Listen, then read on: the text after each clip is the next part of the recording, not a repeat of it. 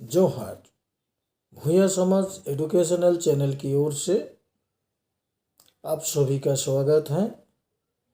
मेरे कुछ स्वजाति भाइयों मुझे लगातार प्रोत्साहित करते रहे हैं, इसीलिए मैं निरंतर जाति का इतिहास लिखने का प्रयास कर रहा हूँ। आज मैं भूया जाति पर राजपूत जाति के प्रभाव पर प्रकाश डालने का प्रयास करूँगा, क्योंकि स्वतंत्र भारत में भूया जाति को अभी भी कोई पहचान नहीं मिली है। कहीं शेड्यूल कास्ट, कहीं शेड्यूल ट्राइब, कहीं अदर बैकवर्ड क्लास।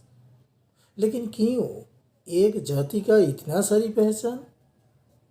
इसका मुख्य कारण ये है कि भूया जाति आदिवासी होते हुए भी राजपूत के रूप में पहचानी जाती है। इसके लिए जिम्मेदार कौन है? इसके लिए जिम्मेदार है उस समय का भूमि राजा और उनके सहयोगी। शास्त्रों में है महाजनो जन गतसपंथा, इसीलिए आम लोगों ने उनका अनुकरण किया। देखते हैं राजपूत कौन है। ये राजपूत जाति मूलतः एक संकर जाति है। मनु संहिता से लेकर बृहद धर्म पुराण तक ये शंकर जाति का इतिहास है। प्रजापति मनु के वंशज राजा अंग और मृत्यु के पुत्री सुनीता के पुत्र राजा बेन ने वर्णाश्रम प्रथा को नष्ट करने के लिए उत्तम, मध्यम और अंत्यज संकर जातियों का निर्माण किया। राजपूत जाति उत्तम संकर जाति की 20 संकर जातियों ने से एक है। मूल निवास राजपूताना, ये राजस्थान। पेशे युद्ध और भूसमित। रामायण के काल में उन्हें राजा का दर्ज प्राप्त हुआ और महाभारत के काल में क्षत्रिय का दर्जा प्राप्त हुआ। वो लोग क्षत्रिय है। वो सूरजवंशी और चंद्रवंशी होता है। उसके साथ जुड़े हुए हैं 4 अग्निकुल। भगवान परशुराम के हाथों से क्षत्रियों को बचाने के बाद ऋषि विश्वामित्र ने दुर्वा घास को अग्नि में फेंक दिया और 4 शाही कुलों का जन्म दिया, जैसा परमार, सोलंकी, परिहार और चौहान। लेकिन आदिवासी भूया जाति के साथ उनको कोई लेना देना नहीं है। लेकिन उनके रीति रिवाज का अनुसरण करते हुए नागपुर क्षेत्र के जमींदारों ने स्वयं को राजपूत से पहचानना शुरू कर दिया। लेकिन वास्तव में सभी मूल निवासी लोग हैं।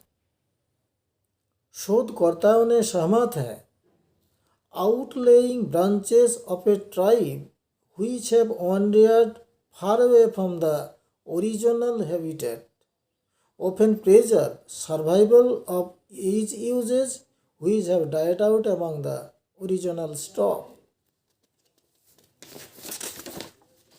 ये पृथक शाखा कैसे राजपूत बन गई?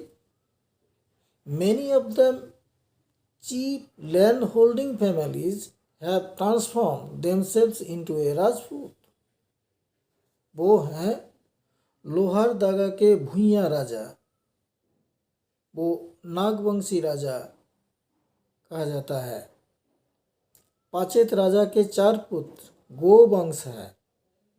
मयूरभंज, केवंझोर और पल्लाहेड़ा के पवन वंश है और बिहार गया क्षेत्र में रिकमुन वंश है।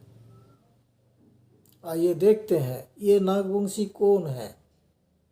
जब हम नाग कहते हैं तो हमारा मतलब सांप होता है, लेकिन अभिधानिक मतलब ये नहीं है। न गच्छति इति नग, जो स्थिर है वो नाग, जैसा आकाश, पर्वत, नदियों, वन आदि सब को नाग कहते हैं। उलूपी सांप नहीं, वो नागा पद्मनाम की बेटी हैं। माता ब्राह्मण और पिता सर्प, वो नागवंशी हैं। उन्हें पालपोस किया शंकर राजपूत जाति, इसीलिए वो राजपूत। लेकिन नागवंशी लड़कियों मुंडा जाति के पालकी में नहीं जाते। क्यों? वो लोग मानते हैं मुंडा जाति उनका भासुर है। पाचेत राजा का 4 पुत्र गोवंश जानते हैं। ये गोवंश क्या है? बोराभूम, पातकुम, नवागढ़ और कटियार यानी मानभूम राजा आदिवासी भूमिज थे। उनके लिए भी कहानी बनाया। जंगल में एक ब्राह्मण पुत्र का जन्म हुआ और गौ माता ने उनको पालन पोषण किया। माँ राजपूत थे, इसलिए वो राजपूत। पवन वंश के बारे में पहले मैं बता दिया। अब ऋगमुन वंश। ऋगमुन कोई वंश नहीं, ये एक मिश्रित वंश माने जाते हैं। सूरज, सोम और 4 अग्निकुल। इसका प्रभाव में पड़े राजवाड़ और मुसहर जाति इससे ज़्यादा प्रभावित हैं, क्योंकि गया, पटना, शाहबाद, मुजफ्फरपुर, त्रिहुत और उत्तर भारत के अन्य हिस्सों की भूया जाति खुद को राजपूत समझते हैं, क्योंकि राजवाड़ जाति योद्धा हैं।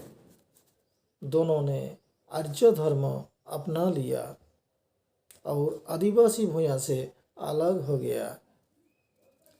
भूया जाति की विवाह प्रथाएं आधी आदिवासी और आधी राजपूत।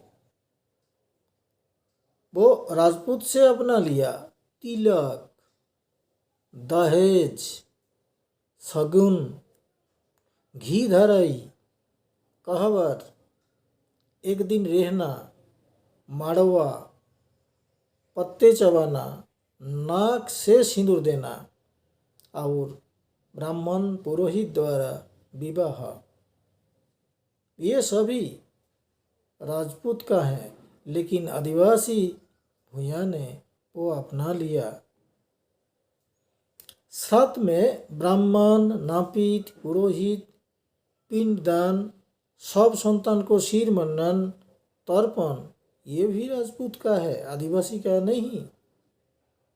राजपूत से ही मिला जीता पर्व, छाता पर्व, ईंट पर्व। आज इतना ही। बाद में दोनों जाति की विवाह रीति तुलन करने का प्रयास करूँगा। जो